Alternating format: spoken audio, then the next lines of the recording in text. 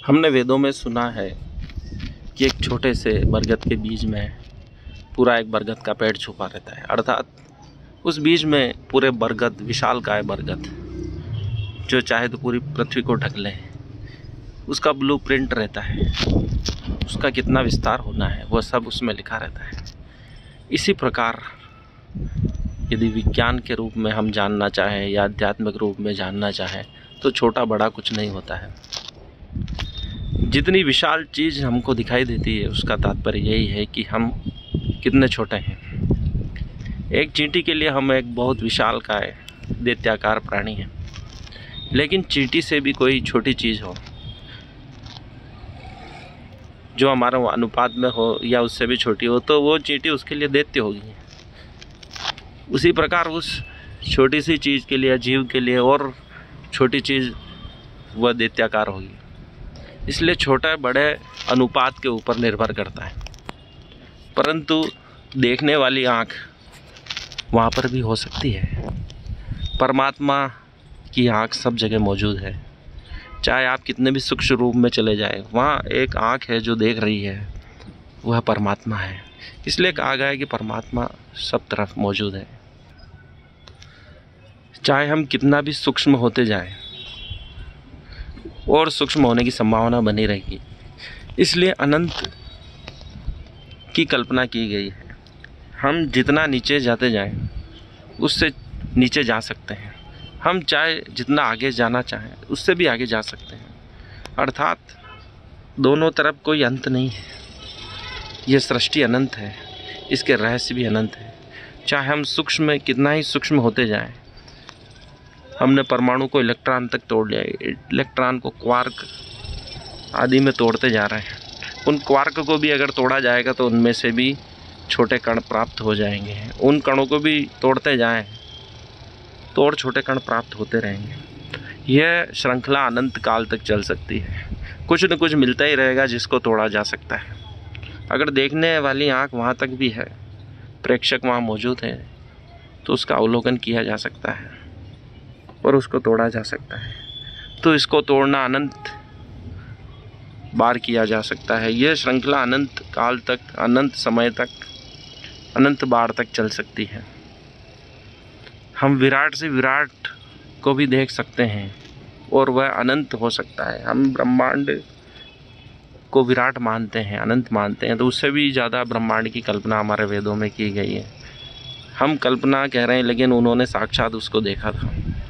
इसलिए अर्जुन को कृष्ण तीसरी आँख देने की बात कर रहे हैं, जो सामान्य आँखों से देखा जाना संभव नहीं, समझा जाना संभव नहीं है।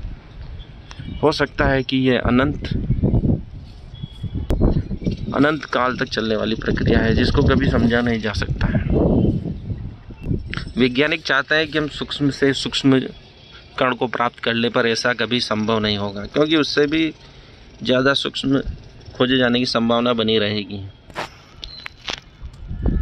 अंत में हम परमात्मा को प्राप्त कर लेंगे यदि सूक्ष्म से सूक्ष्म हम कण को तोड़ते जाएं। इसलिए गॉड पार्टिकल की अभी से कल्पना कर ली गई है। जो कण पदार्थ को मास प्रदान करता है, द्रव्यमान प्रदान करता है, उसे गॉड पार्टिकल कहा है। वह सूक्ष्म लॉर्ड हेलोजन होलोडाइड से जो प्रयोग से जो प्राप्त हुआ है उसको गॉड पार्टिकल कहा है, क्योंकि वो थोड़ी देर के लिए प्रकट होता है और मास देकर पदार्थ का निर्माण करके चला जाता है। तो संभावना है कि हम सूक्ष्म से सूक्ष्म की ओर बढ़ सकते हैं। इसलिए क्वांटम मैकेनिक्स का आविष्कार हुआ। वहाँ के नियम ही अलग हैं जो विराट चीज़ों पे लागू नहीं होते हैं। इसलिए संभावना है कि हम क्वांटम मैकेनिक्स से भी सूक्ष्म मैकेनिक्स की ओर बढ़ पाएँ और उसका विज्ञान अलग हो। इसलिए स्ट्रिंग थ्योरी की कल्पना की कि सभी एक सूत्र में बंधे हुए हैं नियम, पदार्थ, कण, ब्रह्मांड। सभी नियमों को एक नियम में बांधने का प्रयास किया गया है। वह संभव तभी होगा जब सूक्ष्म से विराट तक एक ही सूत्र हो, जबकि दोनों दिशाओं में अनंत काल तक हम चल सकते हैं। इसलिए छोटा बड़ा कुछ नहीं होता है। हमारा प्रेक्षक के आकार पर निर्भर करता है कि कोई चीज़ सूक्ष्म है या विराट। यदि प्रेक्षक सूक्ष्म है तो उसके लिए बड़ी चीज़ विराट हो जाएगी, यदि प्रेक्षक बड़ा है तो उसके लिए छोटी चीज़ सूक्ष्म हो जाएगी। ये एक प्रकार की तुलना है। रिलेटिविटी का सिद्धांत इस पर कार्य करता है। हम कभी सूक्ष्म से सूक्ष्म चीज़ कण नहीं खोज पाएंगे और विराट से विराट भी नहीं खोज पाएंगे। दोनों दिशाओं में अनंत काल तक चलने की संभावना बनी रहेगी। इसलिए हमारे वेदों में अनंत की कल्पना पहले ही कर ली, ताकि हम व्यर्थ प्रयास न करें। और इन दोनों दिशाओं को जो प्राप्त कर लेता है वो परमात्मा को प्राप्त कर लेता है। इसलिए या तो परमात्मा को प्राप्त कर लो या इन दोनों दिशाओं में बढ़ते ही रहो। परमात्मा को प्राप्त करना ज़्यादा सरल है, क्योंकि उससे पूरे विश्व का, ब्रह्मांड के पार का भी ज्ञान हो जाता है।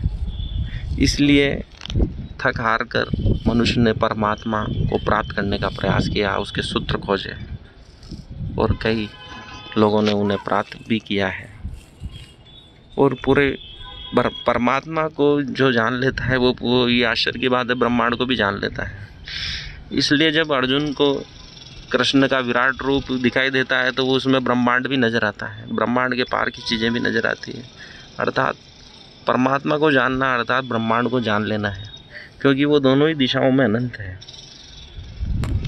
या तो परमात्मा को जान लो या अनंत को जान लो, क्योंकि अनंत को जानना संभव नहीं है, परंतु परमात्मा को जानना ज़्यादा सरल है। इसलिए इस ब्रह्मांड को जानने के लिए ऋषि मुनियों ने परमात्मा का मार्ग खोजा। यदि परमात्मा को जान लेंगे तो वो स्वयं प्रकट हो जाएगा हम में, हमारी आत्मा में, और हम सहज रूप से ब्रह्मांड को जान पाएंगे। इसलिए सूक्ष्म से विराट तक की यात्रा इस प्रकार संभव हुई। धन्यवाद वीडियो को सुनने के लिए।